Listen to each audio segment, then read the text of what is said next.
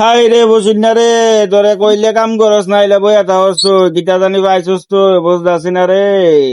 দোকানটা ভিতরে কাজ কর্ম এমনি নাই, এরপরে যে ঠুক দূরে বইয়া থাকস, কইলে কাম করস না হইলে বইয়া থাকস। তোর মনে যে কিতা চলতাছে তোরটা তুই জানস। কাজ ফলা এমন তোর বইয়া থাকতে তোর তো খুবই ভাল লাগে না রে। হ্যাঁ, তোর কি তো হইছে, সমস্যা থাকলে সমস্যাটা কইতারস না, সমস্যা থাকলে সমস্যা ক্লিয়ার করবি, নাইলে তোর সমস্যার সমাধান হইব কেমনে বুঝত নি।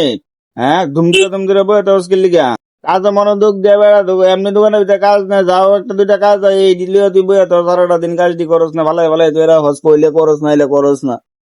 সমস্যা থাকলে ক, কি সমস্যা আছে ক, আর না থাকলে বন্ধ দিয়ে কাজ কর। হ্যাঁ, এটি একটা কত হইলো, দোকানে বয়ে বয়ে আড্ডা মারানো, আড্ডার বেলা দিয়ে আবার কোনো মন টন খারাপ থাকে না, বাক কই আড্ডা মারতে বয়ে বিয়া কোন সমস্যা দেখে না তখন দুম দইরা বইয়া তখন এটি একটা আলিকির লক্ষণ বুঝছিস নি। তোর যে কোনো সমস্যা, ফ্যামিলিগত সমস্যা বা যে কোনো সমস্যা হোক না কেন, তোর দাদার কাছে তুই করবি, কিন্তু মন কইলা করবি, কোনো সমস্যা নাই। আমি কি তোরা বহা দেবো নি? তোর সমস্যা থাকলে কি তোরা বহা দিইনি? আমি সবসময় কি বইনি তোর? আমি তুই এটা বুঝোস না গেলি হ্যাঁ?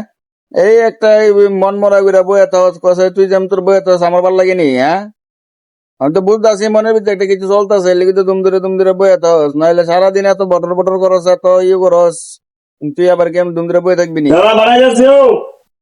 আচ্ছা ঠিক আছে, ইয়ে কর, চারটার ভিতরে গাড়ির নাম্বারটা আর কত টাকা রেট হয়েছে বিলটা রেখে লেখা রাখ। হ্যাঁ হ্যাঁ, লিখে দিছি। ঠিক আছে ঠিক আছে, রেখে দে, রেখে দে সেট করে।